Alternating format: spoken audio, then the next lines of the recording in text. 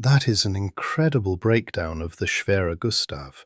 It perfectly captures the sheer absurdity of World War II mega engineering, where the logistics of just moving a weapon completely undermined its destructive power. It really was madness at scale. It looks like the very end of your message cut off or shifted topics with the phrase Chota ta Bukbanana restore, which translates from Hinglish/Bengali-influenced phrasing to something like, it was small, want to make a book, restore. Are you looking to take this narrative about the Gustav and expand/restore it into a short book chapter or educational booklet? Or did you want to dive into a different topic? Let me know how you'd like to proceed, and we can start building it out. Deep in the hills north of Sevastopol, June 1942, the earth didn't just shake, it groaned. This wasn't an earthquake or a typical aerial strike. It was the recoil of a single, massive machine. The projectile it launched weighed over 14,000 pounds, roughly the weight of a full-grown African elephant. It left the barrel at 2,700 feet per second, arcing through the sky for nearly a minute and travelling over 23 miles before impacting its target, a deep rock storage facility near Severnaya Bay. That facility, thought to be unreachable by any conventional means, was completely neutralized. The sheer pressure from the blast even overturned a nearby vessel.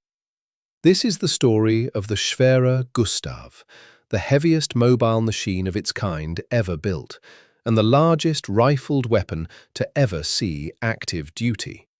It was a masterpiece of engineering, but also one of the most impractical designs in the history of technology.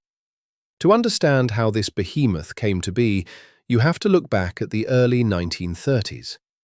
Engineers were looking for a way to bypass the French Maginot Line, the most sophisticated fortification system on the planet.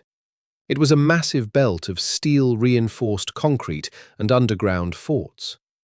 The goal was to create something that could crack those defenses from a distance where the return fire couldn't reach. The specifications were almost impossible. Create a machine that could punch through 23 feet of reinforced concrete or a solid yard of steel armor from miles away.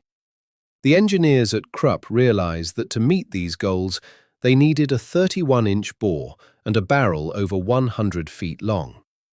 The final machine weighed a staggering 1,350 tons. It couldn't travel on roads or be towed.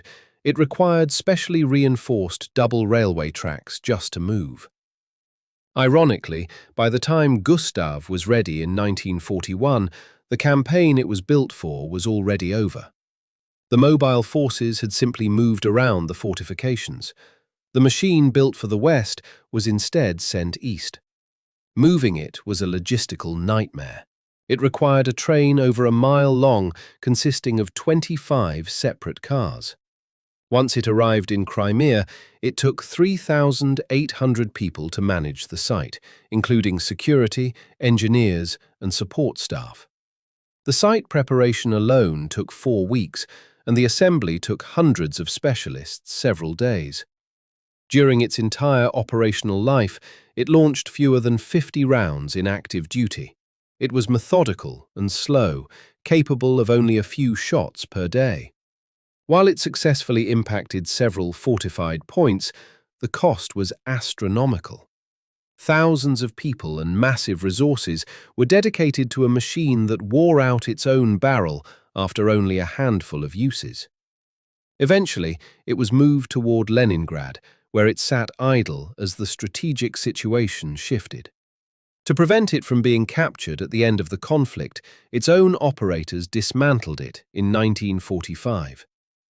The Schwerer Gustav remains a legendary case study in engineering, not as proof that bigger is always better, but as a reminder that sometimes extreme scale becomes its own kind of madness. Thanks for listening. Please follow me and give me some support. Your reaction and comment help me to make more better explanation video.